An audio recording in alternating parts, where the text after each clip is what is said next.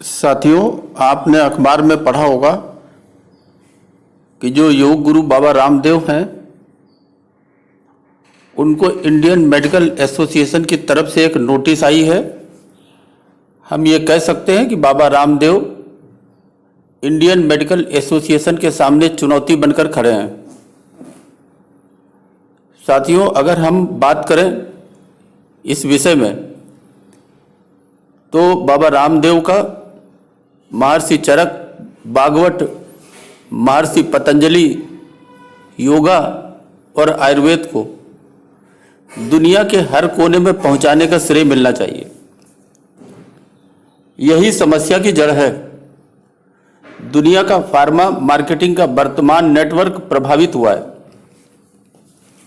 आयुर्वेद, योगा से रोगों के बचाव से जो हमारा एलोपैथ की चिकित्सा है और एलोपैथ का फार्मा उद्योग है, उसको कंपटीशन करना पड़ रहा है।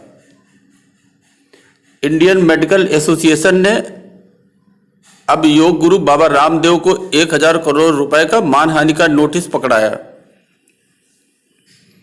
ये नोटिस चिकित्सा पद्धति एलोपैथी और एलोपैथी डॉक्टर के खिलाफ बाबा रामदेव के विवादित बयान को लेकर भेजा गया है। साथियों, ये नोटिस किसी भी प्रकार से विधि का आधार नहीं रखता, जहां तक मेरी समझ है, क्योंकि बाबा रामदेव ने कॉन्सेप्ट पर सवाल उठाए, किसी व्यक्ति या किसी संस्था का निजी नुकसान नहीं किया। नोटिस का इसलिए कोई अर्थ नहीं है। ये बाबा और मेडिकल एसोसिएशन दोनों जानते हैं। केवल जनता को गुमराह किया जा रहा है, ऐसा मुझे समझ आता है। साथियों, मैं समझता था कि इंडियन मेडिकल एसोसिएशन किसी सरकारी संस्था का नाम है, लेकिन ये भारतीय चिकित्सा संघ, भारत के आधुनिक चिकित्सा पद्धतियों के जो डॉक्टर्स हैं, चिकित्सक हैं, उनका स्वैच्छिक संगठन है। ये कोई सरकारी संस्था नहीं है। ट्विटर पर खुला पत्र जारी करते हुए बाबा रामदेव ने आईएमए से उनके 25 सवालों का जवाब देने को कहा है। साथियों, हम जानते हैं कि क्या है आईएमए। आईएमए डॉक्टरों की एक संस्था है जो कि राष्ट्रीय स्तर की है। इसमें modern scientific system of medicine से जो डॉक्टर जुड़े हुए हैं वो शामिल हैं। ये संस्था डॉक्टर और पूरे मेडिकल समुदाय की भलाई और कल्याण से जुड़े काम देखती है। इसकी स्थापना 1928 में हुई, जब भारत पर अंग्रेजों का राज्य था।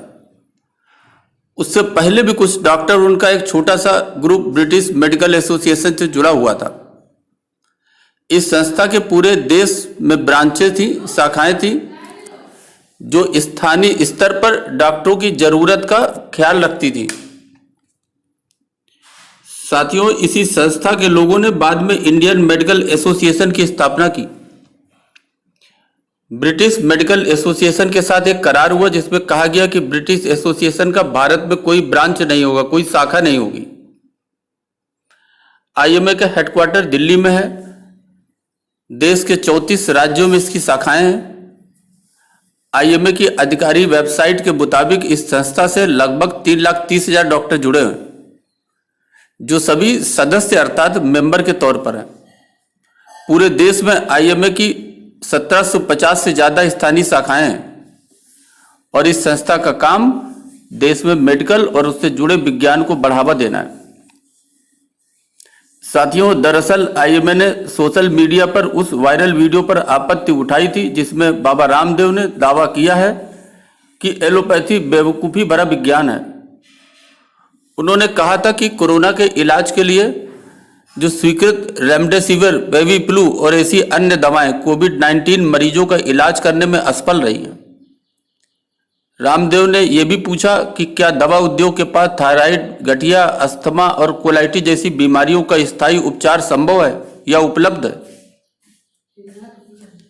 साथियों, ये कुछ और नहीं, बस आयुर्वेद और एलोपैथी के उपचार पद्धति, उसी का ही ये विवाद है। इसे आप विवाद मान सकते हैं। एक तरफ चरक, महर्षि चरक, महर्षि भागवत और महर्षि पतंजलि हैं, और ये अगर आज होते तो उनसे भी मेडिकल की डिग्री और डिप्लोमा मांगा गया होता। साथियों, बाबा रामदेव ने एलोवेरा, उसका जेल और कई प्रकार की नीम, तुलसी, गिलोय, आंवला, टूथपेस्ट आदि काफी सस्ते दामों पर जन जन तक पहुंचाने का काम किया है। योग को दुनिया के कोने कोने तक पहुंचाया और उन्होंने एक संकल्प लिया कि रोगों को, शरीर की जो प्राकृतिक इम्यूनाइजेशन है उसको मजबूत करके रोगों को रोका जाए। और इससे जो मल्टीनेशनल कंपनी और तमाम देसी कंपनियों के जो मार्जिन थे वो खतरे में आ गए। इसका फायदा ग्राहकों को मिला। सब मिलकर बाबा को घेरने के चक्कर में। साथियों, जब से एक बाबा राजनेता बना और एक व्यापारी बना, तब से गलत लोगों, मुनाफाखोरों को मुसीबतें झेलनी पड़ी है और ये सब एकजुट होकर जनता को भी बरगला रहे हैं। मेडिकल व्यवसाय में आप जानते हैं कि दवाइयों की मार्केटिंग में चल रही कमीशनबाजी और लागत से कई गुना फार्मूलेशन के नाम पर वसूली भी आप देख सकते हैं। एक वही गोली 2 रुपए की है तो एक वही गोली 20 रुपए की है, बस कंपनियों का फर्क है। यही कारण है कि उपचार में जेनरिक दवा कोई उपचार में लिखना पसंद नहीं करता, क्योंकि जेनरिक दवाओं में मार्जिन नहीं है। लगता है सारा माजरा बस मार्जिन का है। जब दुनिया में एलोपैथी का विकास हो रहा था, तब भारत में आयुर्वेद और प्राकृतिक चिकित्सा उस दौर के अनुसार पूरी तरह से विकसित थी। जैसे जैसे भारत में एलोपैथी बढ़ती गई, एलोपैथी ने अपनी जगह बनाई।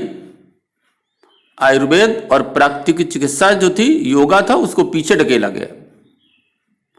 साथियों, मुगल काल में तो इसको और पीछे ढकेला गया, क्योंकि इसका संबंध हिंदुओं से था, चरक से था, भागवत से था, महर्षि पतंजलि से था।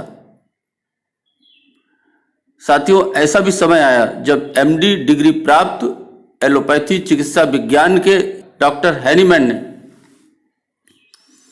एलोपैथी चिकित्सा को अधूरा पाया और उन्होंने होम्योपैथ की शुरुआत की।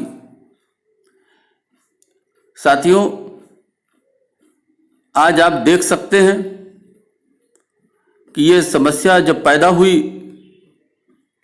तो आपने देखा कि कोरोना महामारी से ये विवाद ज़्यादा बढ़ा।